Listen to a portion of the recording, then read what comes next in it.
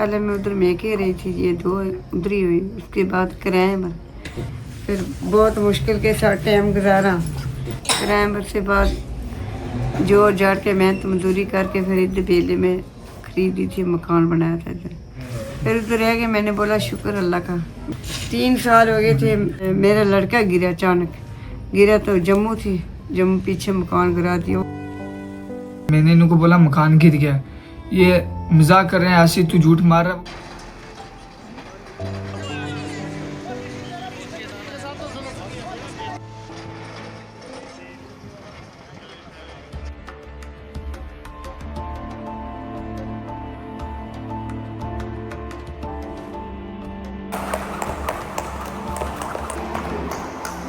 तो मैं चलो ठीक है आप जाओ अंदर।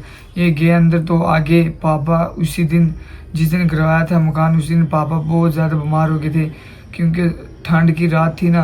उसके बाद उनको ज़्यादा वो अटैक सा पड़ गया। उसी दिन हॉस्पिटल मम्मा आए, जैसे शिफ्ट कर दिया तो हॉस्पिटल गए पापा, फिर मम्मा दोबारा चले गए भाई को लेकर जम्मू ऑपरेशन करवाने के लिए।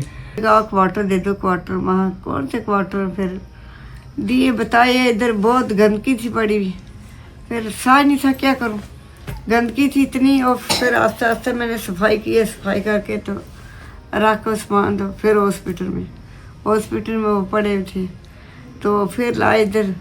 बोलेंगे अभी क्या करेंगे, मेरा लड़का भी गया और मेरा रहने का ठिकाना भी गया, अभी क्या होएगा हमारा। पहले डेथ हुई थी छोटे भाई की, उसी के 15 दिन के बाद, 15-20 दिन के बाद पापा की डेथ हो गई थी।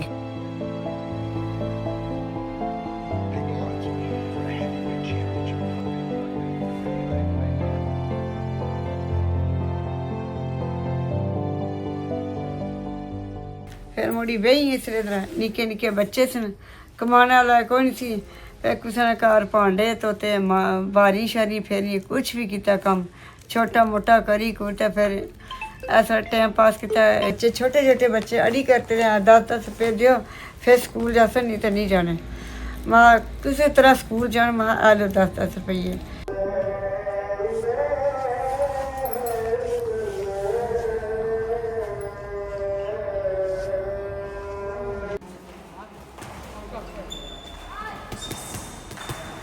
ये ऊपर गए ही बैठे हैं, तकड़े लिए बच्चे चक्कर शक्कर ला आगे, बच्चे निके निके कोई आपस में खेड़ा कर रहे हैं। मैं सोचा कुलिया करना है, मैं मार ला पी नहीं।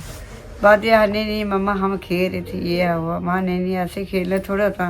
मैं बच्चा हाँ गरीब आदमी और मैं भी खेल ली हूँ, तो और वहाँ लड़ाई झगड़ा नहीं करना। किसी के बच्चे को लग जाए तो मुझे भी मारेंगे, तो मैं क्या करूँगी। मैं ऐसे मत करना।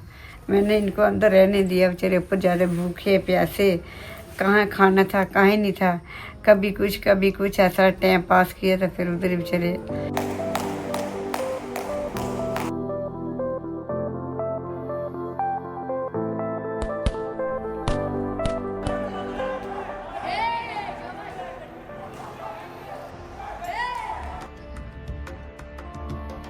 हाय, मेरा नाम मोहम्मद इश्तियाक है और मैं डिस्ट्रिक्ट राजौरी में खेलो इंडिया बॉक्सिंग मेंटोर हूँ। हमारे पास 30 से प्लस स्टूडेंट्स हैं जो रेगुलरली कंटिन्यूसली इस टाइम पे प्रैक्टिस में हैं। मैं खुद भी एक फॉर्मल नेशनल बॉक्सर रह चुका हूँ। मेरी भी ज़िंदगी कुछ ऐसी मुश्किलों से घिरी हुई थी कि मुझे बॉक्सिंग छोड़ के इस कोचिंग के करियर में आना पड़ा। –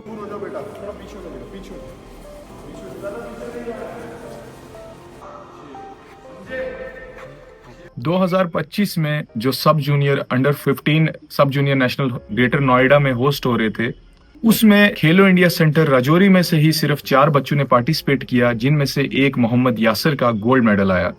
और ये गोल्ड मेडल कोई छोटी बात नहीं है। ऑलमोस्ट 2.5 डेकेड्स और 3 डेकेड्स के बाद ये मेडल हासिल हुआ है JNK को। इसीलिए इतना हिस्टोरिकल है, सिर्फ यासर के लिए ही नहीं, पूरे JNK के लिए।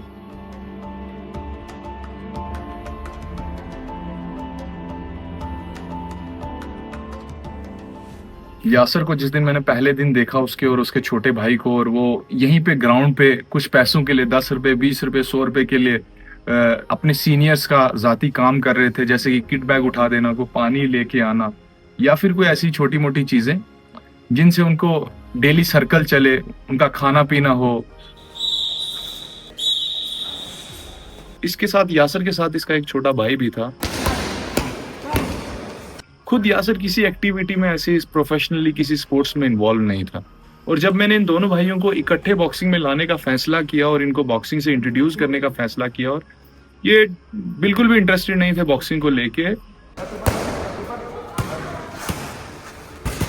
तो वक्त के साथ ये काफ़ी इम्प्रूव करते गए, जबकि इनकी फैमिली कंडीशंस फाइनेंशियली बहुत ही नाजुक थी, और मुझे लगता नहीं है ये कोई भी गियर्स बॉक्सिंग के या फिर इवन दो कि एक जूते भी अफोर्ड कर पा रहे थे। बॉक्सिंग करने से पहले मैं और मेरा भाई हम इस स्टेडियम के लड़कों के पानी वगैरह ला कर देते थे, इससे थोड़े से पैसे मिलते थे और थोड़ा घर का खर्चा वगैरह चलता था। उन बच्चों को ही कामकाज करके अपने घर का सर्कल चलाना पड़ता था, जिसमें वो ग्राउंड का कुछ बच्चों का सीनियर्स का काम करते थे और कई लोगों के घर खाना पीना बनाते थे।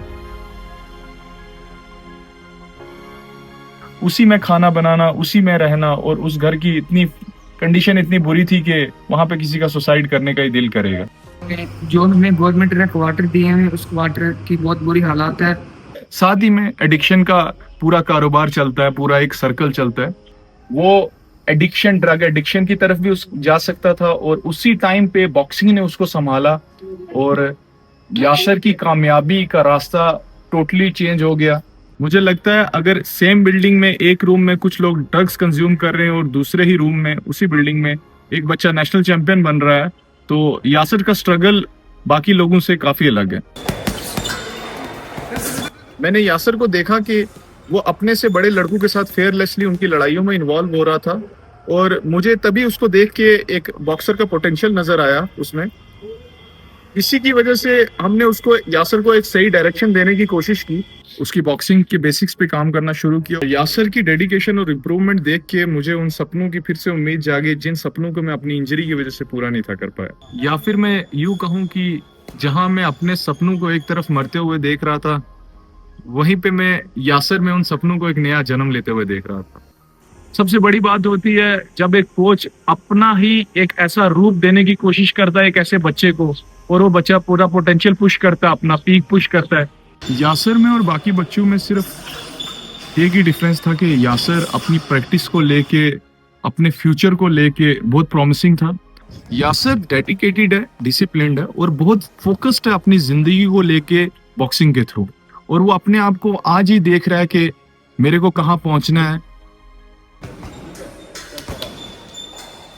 मैं चाहता हूँ कि जोड़ी के जितने बच्चे हैं, खेलो इंडिया सेंटर इधर वॉलीबॉल का भी खुला हुआ है और बॉक्सिंग का भी है, मैं चाहता हूँ जितने से जितने बच्चे इधर स्पोर्ट्स में हैं और स्पोर्ट्स खेलें। खेलो इंडिया ने इन बच्चों को ऐसा प्लेटफॉर्म दिया है, और वो भी ऐसे फार फ्लज एरिया में, और मैं इसी प्लेटफॉर्म से सारे रजौरी के यूथ को इनवाइट करना चाहता हूं कि आप अपना टाइम इन्वेस्ट कीजिए स्पोर्ट्स में। पेरेंट्स को भी कहना चाहता हूं कि आप बच्चों पे बिल्कुल भी रोक टोक मत रखिए, उनको अपना हिडन टैलेंट शो करने दीजिए और उनका इस चीज़ में तहे दिल से साथ दीजिए।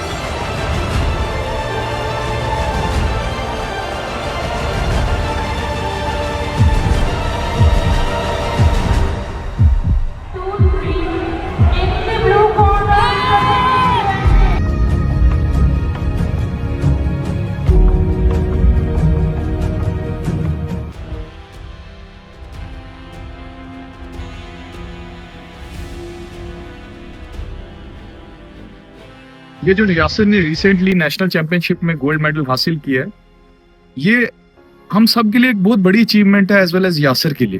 लेकिन ये हमारी सिर्फ सफर की शुरुआत है। काश अगर मेरे पापा आज जिंदा होते, वो मेरे और फ्रीद को देखकर बहुत खुश होते। मेरा ये सपना है मैं और फ्रीद इंडिया के लिए खेले और इंडिया के लिए एक दिन गोल्ड मेडल लाए। और अभी तो बहुत बड़ा सफर है, बहुत लंबा सफर है। इसमें world championship, Asian championships India team के थ्रू हमने खेलनी है और इंशाल्लाह कोशिश करनी है ओलंपिक को टच करने की और उसमें मेडल हासिल करने की।